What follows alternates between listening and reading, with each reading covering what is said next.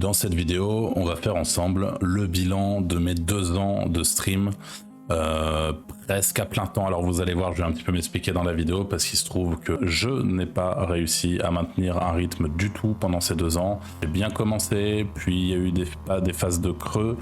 Voilà, qui font que c'est absolument pas linéaire, donc c'est surtout pas ce bilan de 2 ans de stream, un bilan linéaire. Si jamais vous faites la même chose, vous n'aurez pas les mêmes résultats, vous ferez peut-être mieux, peut-être moins bien. Dans ce bilan, on va parler en tout de mes objectifs à la base, de la stratégie que j'ai mis en place pour essayer d'atteindre ces objectifs, de mon background, c'est-à-dire tout ce que j'ai fait, qui je suis à la base avant de commencer à essayer de devenir streamer du jour au lendemain, ce que j'aime globalement, ce que j'aime moins, ce que j'ai découvert au sujet du métier de streamer, les moments forts de mes 2 ans, les moments plus difficiles liés à ces 2 ans, l'aspect financier évidemment, parce que c'est important que j'ai pas nécessairement de tabou avec ça, donc je vais vous dire exactement combien j'ai gagné en 2 ans. Voilà, c'est pas la vidéo parfaite du tout, mais au moins elle aura le mérite d'être un peu complète et de vous donner pas mal d'infos. Alors petit disclaimer cependant, c'est quand même important, avant de regarder cette vidéo, il faut que vous ayez conscience absolument que les stats des streamers en général sont différentes en fonction de nombreux paramètres. Ne prenez donc surtout pas mon cas pour une généralité. De plus, même si j'en parlerai dans la vidéo, je n'ai pas toujours été un streamer régulier, donc c'est ce que je vous ai expliqué au début. J'ai eu des hauts, des bas dans ma vie de tous les jours qui ont engendré des fluctuations dans mes heures de stream. Des problèmes techniques me posent actuellement par exemple de gros soucis pour streamer. Ça fait maintenant plusieurs semaines que j'ai pas lancé un stream, mais ça y est, j'ai enfin réglé tout ça. Il s'agit donc d'un retour d'expérience bien spécifique avec des variations. Je prends des vacances l'été, enfin voilà. Je suis très loin de faire autant d'heures de stream que les plus gros streamers. C'est justement un point que je vais aborder avec vous un peu plus tard. Donc au niveau de mes objectifs initiaux, mon objectif initial c'était juste déjà au sens large d'arriver potentiellement à vivre de cette activité. C'est même pas potentiellement, c'est d'y arriver. Je savais que ça allait être très compliqué, mais c'était le challenge aussi. C'était de créer mon audience, puisque un streamer sans audience, un créateur de contenu de manière générale sans audience, c'est compliqué. C'était de devenir partenaire. Alors même si le partenariat Twitch, avec un petit peu de recul, ne change en aucun cas la vie d'un streamer, si vous voulez, pour moi, le partenariat, je l'ai toujours vu comme une manière, si vous voulez, pour pour Twitch, qui est la plateforme sur laquelle travaille la majorité des streamers. Bon, il y en a d'autres évidemment, mais aujourd'hui, je vais vous parler de Twitch, puisque c'est la plateforme avec laquelle je travaille. Eh bien, c'est une manière d'être un minimum reconnu par cette plateforme et d'avoir une sorte de validation de la plateforme en mode « Ok, on t'a vu, tu fais du bon boulot, tu as du potentiel ». Entre guillemets, c'est un peu comme ça que je le vois dans l'idée, même si vous allez le voir, c'est bien plus complexe que ça et en aucun cas, partenariat égale réussir dans le stream.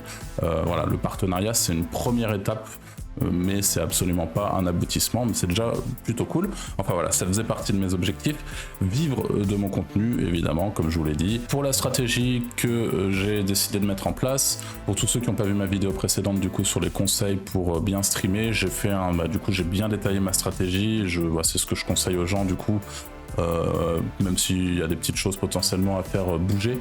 Mais pour ma petite stratégie, j'ai streamé à des horaires fixes. Pour moi, c'est très important d'avoir donc ce qu'on appelle une schedule, d'avoir un emploi du temps et de streamer à des horaires fixes où votre audience peut vous retrouver. Créer du contenu sur un certain type de jeu. Donc moi, en l'occurrence, c'était les looter-shooters comme Division, Borderlands, Destiny. Voilà, ce type de jeu-là, c'est un des jeux qui me plaisent et voilà, c'est là-dessus que j'ai axé mon contenu. Avoir un branding fort, entre guillemets, c'est-à-dire avoir un logo, avoir un code couleur, essayer de mettre en avant ce logo, de mettre en avant mon image associée à ce logo, voilà, d'essayer vraiment de marquer les gens, pas seulement pour le contenu que je fais, mais pour aussi le branding. Donc le branding c'est un petit peu plus vague, potentiellement un petit peu moins concret pour certains, mais ça faisait aussi partie de ma stratégie. Avoir une caméra dès le départ, me filmer face caméra, montrer ma tête, servir directement de mon image pour appuyer mes propos et mon contenu. Et j'ai toujours eu, pour finir, cette volonté de mettre YouTube en avant vis-à-vis de Twitch. J'ai toujours eu cette volonté très importante à mon sens de prioriser YouTube à Twitch pour l'acquisition de viewers potentiels sur Twitch. Donc voilà, c'est quelque chose que j'explique aussi dans l'autre vidéo, mais pour moi c'est essentiel aujourd'hui. Twitch n'est absolument pas un bon outil n'a pas un algorithme fait pour faire briller les petits streamers. Il y a encore beaucoup trop de petits streamers qui l'ont pas compris malheureusement. Et donc moi j'ai toujours, dès le début, dès mon premier jour de stream, il y a eu une première vidéo sur ma chaîne YouTube. Et ma stratégie c'était un stream le matin, une vidéo l'après-midi. Voilà, ça n'a pas toujours été le cas sur les 2 ans, mais en tout cas c'est comme ça que j'ai commencé. Et honnêtement, si j'avais eu, mine de rien, puisqu'on en parlera plus tard, mais c'est aussi à mon sens cette problématique et cette fluctuation de la réussite et du fait d'avoir potentiellement moins de viewers par la suite, plus de viewers par moment, moins par d'autres, etc. Et du coup tout ce que ça va influer sur le mental et sur la motivation. C'est aussi des enjeux importants de Twitch et c'est lié à la réussite des jeux que vous décidez de couvrir. Et j'ai toujours d'ailleurs pas fait la vidéo, mais normalement elle devrait sortir, donc une vidéo qui va justement vous aider potentiellement à choisir des jeux à potentiel pour vous lancer sur Twitch, pour ceux qui parmi vous ont envie de tenter l'expérience. Au niveau de mon background, donc de qui je suis moi personnellement, ce qui me caractérise depuis maintenant plus de 8-10 ans, je suis un entrepreneur web, donc j'ai monté plusieurs entreprises dans le web, dans tout ce qui est référencement web, affiliation, etc. C'est une de mes passions, donc tout ce qui est référencement YouTube, être visible sur internet, c'est une de mes passions aussi, donc ça, disons que c'est plutôt cool quand on se lance aussi dans un métier qui est basé sur l'image. J'ai donné quelques conférences sur le sujet d'ailleurs, sur tout ce qui est web marketing, sur des techniques un petit peu plus poussées, sur le référencement, donc les années qui ont précédé ma lancée dans la création de contenu, dans le streaming. Ce que j'aime personnellement, c'est l'échange avec les autres, j'aime apprendre, j'aime le partage, j'aime fédérer, j'aime enseigner, donc voilà, il y a cette volonté d'apprendre en permanence. Aujourd'hui on a internet, je vous apprends rien, il y a énormément de choses à apprendre sur internet, même gratuitement, et voilà, je pense en avoir bien profité, j'imagine que vous aussi, et j'adore ça. Le partage pour moi c'est important, c'est-à-dire quand je lance un stream c'est pour partager, c'est pour discuter avec les gens, pour échanger, vraiment avoir cet échange, fédérer, donc avoir cette sensation de fédérer quelque chose, d'être à l'origine de quelque chose, ça me plaît beaucoup aussi. Enfin, je pense que c'est quand même important quand on veut être créateur de contenu. Et enseigner, pareil, alors même si on est sur de l'enseignement, on n'est pas, je donne pas des cours à la fac, mais grosso modo quand je fais une vidéo ou que je fais un stream, je suis par les jeux que j'ai choisis sans cesse en train de donner des conseils, j'en apprends comme je le dis aussi énormément, mais voilà, je redonne ce que j'apprends en permanence, etc. Donc il y a un petit peu ce côté pédagogique qui rentre en jeu. Il y a le jeu vidéo qui évidemment est l'une de mes passions, l'entrepreneuriat du coup qui est l'une de mes passions, et cet aspect du coup pour finir je dirais de compétition / tryhard, c'est-à-dire j'adore, je suis un compétiteur, j'adore tryhard, que ça soit dans les jeux, et je pourrais vous en parler aussi, mais pour moi c'est pas nécessairement compatible avec certains types de streams, mais voilà, que ça soit dans les jeux ou dans la vie, j'aime la compétition et tryhard. Ce que j'aime pas, j'aime moins tout ce qui est l'aspect technique au sens large, donc là moi ce qui m'a gêné notamment au cours de ces 2 ans, c'est je suis capable d'être en galère pendant une semaine parce que j'arrive pas à setup un truc avec mon stream, parce que j'ai une galère avec mon PC de stream, et parce que pour le coup, même si j'aime apprendre, c'est un peu comme, je sais qu'il y en a certains qui doivent être comme moi, tout ce qui est phobie administrative, etc. Moi, toute la partie technique a tendance vraiment à j'ai des relents, quoi, j'ai un peu envie de dégueuler quand j'y pense, mais je suis pas du tout à l'aise avec ça, et quand vous êtes streamer, c'est très compliqué de pas être à l'aise avec ça. Le fait de travailler seul, ça pour le coup c'est pareil. Aujourd'hui vous pouvez, si vous êtes un Domingo ou si vous êtes un gros créateur de contenu, et bien avoir des bureaux, avoir une équipe, travailler avec des gens, sous-traiter, etc. C'est honnêtement le rêve, je pense, de beaucoup de créateurs aujourd'hui.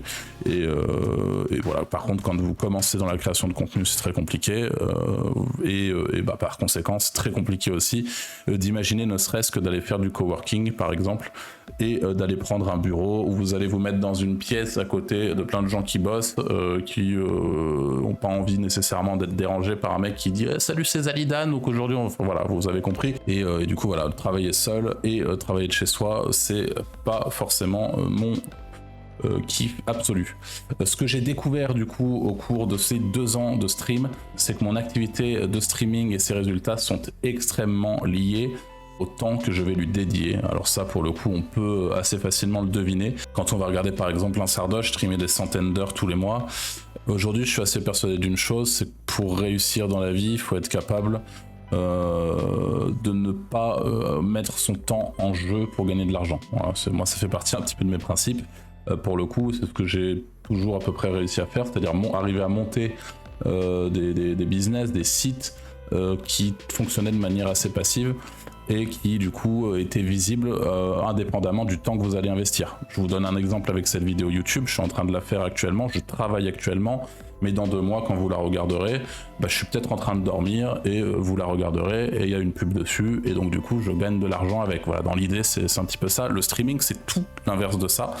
Donc c'est vous travaillez à un instant T pour gagner de l'argent à un instant T, alors qu'il n'y a pas de mal avec ça. Par contre c'est vraiment le côté vous avez un pépin, vous avez quelque chose, c'est plié. Et puis en plus de ça, l'audience ne vous attend pas réellement. Je veux dire, vous avez une partie de votre audience évidemment qui tient à qui vous êtes, qui tient à votre contenu, qui tient à votre stream. Mais le gros de l'audience, le gros noyau, voilà, si vous n'êtes pas là pendant 2 mois, bon, ça va être compliqué. Au moment où vous allez revenir, t'étais où? Enfin, voilà, on vous oublie quoi. Hein. Vous n'êtes pas le seul streamer sur Twitch. Je ne suis pas le seul streamer sur Twitch, très loin de là même. Alors l'autre point qui est un point majeur, c'est que je suis dans mon cas très dépendant des jeux que je vais couvrir. Si l'intérêt pour un jeu que je couvre est fort, donc nouveau contenu par exemple, je vais prendre tout simplement l'exemple de Division, parce qu'il y en a beaucoup qui m'ont connu pour le jeu Division 2. Alors Division, lancement, c'est cool, il y a du monde, je me fais connaître assez rapidement, je passe partenaire très vite. Donc ça fait voilà, ça monte en flèche. Juste après ça redescend. Parce que évidemment perte d'intérêt, voilà, le gros de la hype du début repart. Quelques mois après ça remonte fort parce qu'il y a un nouveau contenu, donc c'est pour ça que je vous parlais de nouveau contenu, donc un DLC. Et en fait voilà, tout ça pour vous dire, je vais pas vous refaire tout l'historique de Division, mais que je me suis rendu compte que même si pareil ça faisait partie des petites choses dont on peut se douter de l'extérieur, qu'on est extrêmement dépendant des jeux. Et quand je dis on, c'est les petits streamers en herbe, hein, puisque du coup ça concerne moins les plus gros streamers et les gens qui arrivent vraiment à se dissocier de cette partie liée à une thématique, liée à un jeu. Mais quand vous couvrez des petits jeux, vous avez du coup cette facilité entre guillemets à pouvoir avoir un petit peu plus de visibilité que ce que vous n'en auriez sur des plus gros jeux, mais parallèlement, quand l'intérêt du jeu retombe, finalement votre stream et votre audience retombent avec, et ça c'est pas quelque chose qui est toujours facile à vivre, aussi même moralement, puisque il y a beaucoup de youtubeurs qui en parlent, mais tout ce qui est l'addiction aux chiffres, etc., dont je vais vous parler un peu plus tard, c'est quelque chose qui est réel et qui moralement est assez dur quand on explose d'un coup, parce que ça m'est arrivé quelques fois aussi d'avoir des grosses audiences, de faire des streams avec où pendant 3, 4, 5 jours il y a 400, 450 personnes en moyenne, ce qui peut paraître dérisoire pour certains streamers et ce qui peut paraître énorme parallèlement pour d'autres. Moi dans mon cas c'est absolument génial quand j'arrive à avoir des streams à 450 viewers moyens. Et là pour le coup quand vous retombez de ça parce que le DLC en l'occurrence n'est pas bon ou parce que la hype retombe très vite, même si on s'y attendait un peu, c'est jamais agréable. Et ça fait partie des petites choses compliquées à gérer. L'addiction aux chiffres, justement, je vous en parlais, lorsqu'on crée du contenu sur YouTube et sur Twitch, il est parfois très plaisant pour l'ego, on va pas se le cacher, de voir notre chaîne monter, de voir notre travail récompensé, hein, même sans parler d'ego, avoir cette récompense du travail accompli. La moyenne de viewers en hausse au quotidien, la moyenne de followers en hausse également, etc. Il est parallèlement du coup très difficile de voir son audience baisser, comme je vous le disais, que ce soit au cours d'un stream ou bien sur plusieurs jours, voire semaines. Alors le point qui à mon sens est aussi primordial, c'est que je me suis rendu compte à quel point mon bien-être était essentiel pour streamer dans de bonnes conditions. En tant que streamer, évidemment, on a d'autres humains en face de nous, enfin, on s'est compris, quoi. Il y a d'autres gens qui interagissent avec nous, et c'est très difficile d'être de mauvaise humeur, d'être triste, d'avoir ce côté aussi personnel à gérer et de faire la barrière, si vous voulez, entre ce qu'on ressent en temps réel, pour des raisons diverses et variées qui peuvent nous arriver dans la vie à tous, hein, et ce qu'on est à la caméra. Et honnêtement, alors peut-être qu'il y en a qui arrivent à le faire, je pense que c'est très compliqué, ayant parlé un petit peu à d'autres créateurs autour de moi. Mais c'est une barrière qui est très très compliquée à gérer, puisque il y a des moments où juste vous êtes pas bien, et moi aujourd'hui je le sais, quand je suis moins bien, quand j'ai pas le mood, je peux tout simplement pas streamer parce que c'est juste dégueulasse à regarder à l'image. C'est dégueulasse d'avoir des gens en face de nous qui sont là pour se divertir, et d'avoir un mec qui tire la gueule, quoi, concrètement, un mec ou une fille, hein, dans le cas d'une streameuse évidemment, mais voilà, il faut, pour moi ça a été aussi une des réalités. Alors je me doutais bien évidemment que streamer en faisant la gueule et en étant déprimé c'était compliqué, mais je pensais pas que c'était aussi difficile, parce que je pensais à la base pouvoir un petit peu jouer, quoi, et en fait non, c'est voilà. Dans mon cas en tout cas c'est compliqué, et ça c'est pareil, ça impacte aussi énormément vos résultats, vos chiffres et votre stream de manière générale. Un streamer ne peut pas ou très peu s'absenter, donc on revient un petit peu sur ce que je disais au début, avec des résultats extrêmement liés au temps investi par le streamer, et donc dans mon cas par les expériences que j'ai pu en faire. Et s'il le fait, il devra redoubler d'efforts dans l'espoir de reconquérir une audience qu'il aura partiellement perdue. C'est très compliqué pour un streamer de partir en vacances, rien que ça, pendant 2 semaines, même mentalement, et encore plus quand vous avez un stream qui fonctionne, parce que pendant 2 semaines, les choses continuent sans vous en fait. Et puis si vous partez, vous avez un créneau le matin, vous partez de ce créneau, les gens vont retrouver et peut-être s'attacher à quelqu'un d'autre sur ce même créneau. Et tout ça en fait c'est une espèce de concurrence perpétuelle qui fait que c'est voilà, ça lié au fait qu'en plus de ça vous ne streamez pas, donc vous gagnez plus d'argent aussi. C'est compliqué de s'absenter et de le faire la tête légère, quoi. Et je pense que c'est le cas dans n'importe quel axe de création de contenu. Sur YouTube peut-être un petit peu moins, mais ça reste pas facile de faire de vrais breaks aussi. Au niveau des moments forts de mes 2 ans, il y en a eu énormément. Concrètement, en fait, le stream de manière générale, j'adore ça. Voilà, je tenais quand même à le dire parce que ici, je suis assez critique. Et j'essaie de sortir un petit peu de ce que j'ai vécu pour vous expliquer concrètement les points positifs et un peu moins positifs, mais j'adore le stream. Donc voilà, chaque jour de stream où je suis dans la capacité d'échanger avec peps et bonne humeur avec mon audience, c'est un véritable plaisir. Le partenariat, pareil, ça a été un moment incroyable, que ça soit tout l'avant qui était très stressant, très stimulant comme une compétition, si vous voulez, où on donne le maximum, etc. Et la célébration, une fois qu'on a atteint l'objectif ultime qui est le partenariat, au départ, surtout que je suis passé partenaire en très peu de temps. C'était vraiment cool. Ensuite, les événements communautaires. Donc, j'ai monté un petit event communautaire à l'époque qui s'appelait le Zali Show. Ça fait partie des trucs d'ailleurs que je n'ai pas nécessairement poursuivi. C'est vraiment top. Je me suis éclaté. Ça sortait un petit peu de ce que je faisais dans le stream habituellement. Les soirées de Day One avec mes records d'audience. Alors, tout ce qui est vraiment record d'audience, quand vous avez des grosses audiences, en plus sur des moments vraiment emblématiques, parce que, bon, je vais la faire très courte, mais sur les jeux que je cours, il y a des trucs qui s'appellent les Day One, où en gros c'est une sortie de raid, un gros truc qu'on prépare en amont, etc. Et c'est pareil, il y a un moment un petit peu compétitif où on a plein d'équipes à l'international qui se lancent dans une course pour arriver à la fin de ce truc le plus vite possible. Et du coup c'est des jours de stream où ça marche bien, et c'est de très bons souvenirs aussi. Et puis toutes les rencontres provoquées aussi par toute cette création de contenu. Alors les moments plus difficiles, bon, rien de non surmontable, mais il faut quand même être au courant de tout ça, et je tenais à le dire. On a tout ce qui est critique non constructive, hein, voilà, quand même que ça soit sur Twitch, sur YouTube, les trucs désagréables, c'est jamais évident à gérer, surtout au départ. Après on s'y fait, on apprend un petit peu à les gérer, mais ça reste absolument jamais gratuit. On a les baisses d'audience, comme je l'ai dit, qui peuvent et vont, si vous êtes streamer, vous impacter, à moindre mesure peut-être, mais ça vous impactera quand même, et on se pose plein de questions, et ça peut être très compliqué. On a les changements de jeu, qui du coup entraînent ces baisses d'audience, puisqu'on se rend compte que si on est à X nombre de viewers en moyenne sur tel jeu, en fait on a juste à changer de jeu pour diviser son audience par 4, et voilà, au début c'est pareil, puis on se dit ouf, ah bon, c'est compliqué de voir le truc arriver au début. Après on s'y fait, on le sait, et les choses sont plus simples.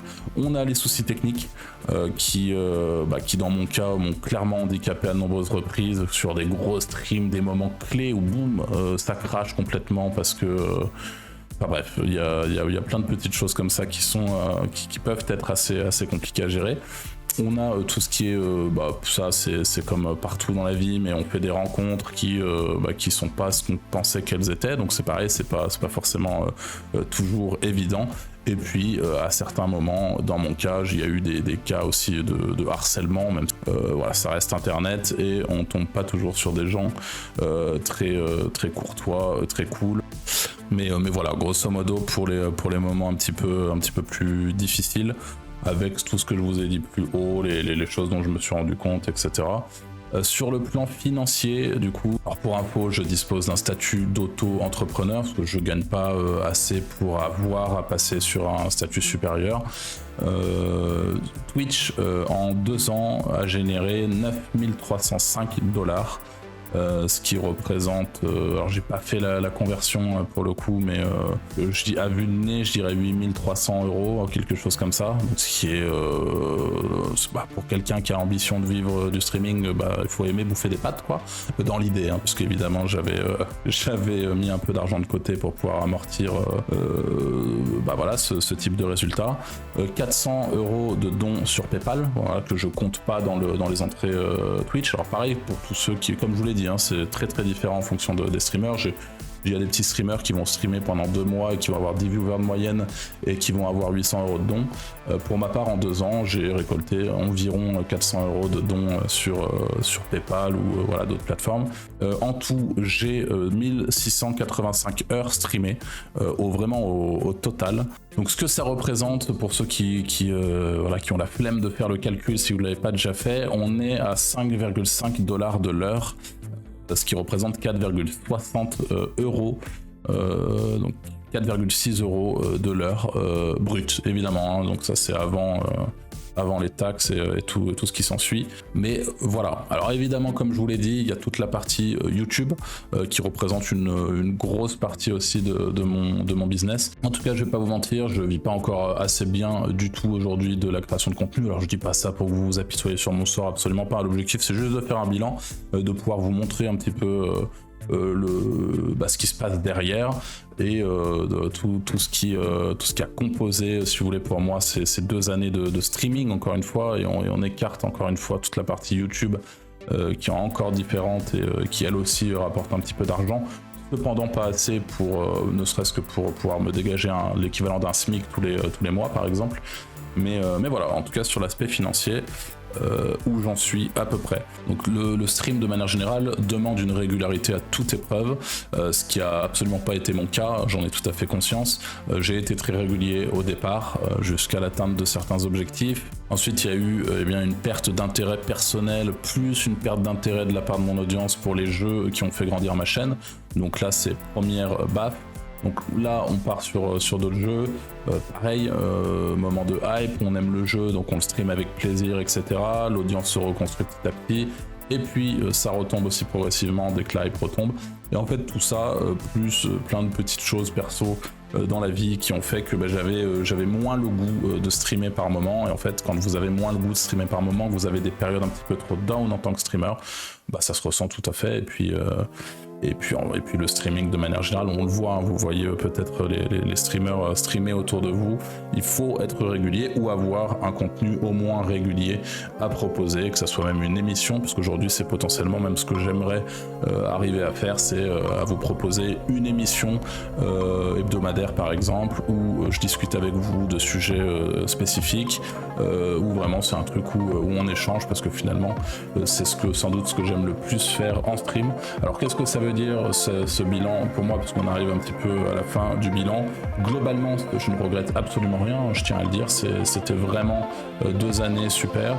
Je n'arrêterai pas non plus de streamer, je vais pas non plus m'obstiner à streamer pour les résultats que ça engendre. Le truc qu'on attend tous en tant que streamer, je pense, c'est un jeu particulièrement cool pour notre audience à pouvoir streamer. Donc moi ça fait partie des choses que j'attends aujourd'hui, une mise à jour sur un gros jeu que je couvre ou un nouveau jeu absolument incroyable, puisqu'on est, encore une fois je le répète, très dépendant en tant que petit streamer des jeux que l'on couvre et de l'audience qu'ils vont générer. Quoi qu'il en soit, vous pouvez toujours compter sur moi pour vous faire du contenu sur cette chaîne YouTube ou sur ma chaîne Twitch du coup. que je vous invite à aller suivre si ce n'est pas encore fait. Voilà les potes, j'espère que cette vidéo de bilan vous aura été instructive, qu'elle vous aura été utile. Si c'est le cas, n'hésitez pas à y laisser un pouce bleu et à vous abonner à cette chaîne YouTube si ce n'est pas encore fait. Quant à moi, je vous dis à très vite pour une prochaine vidéo.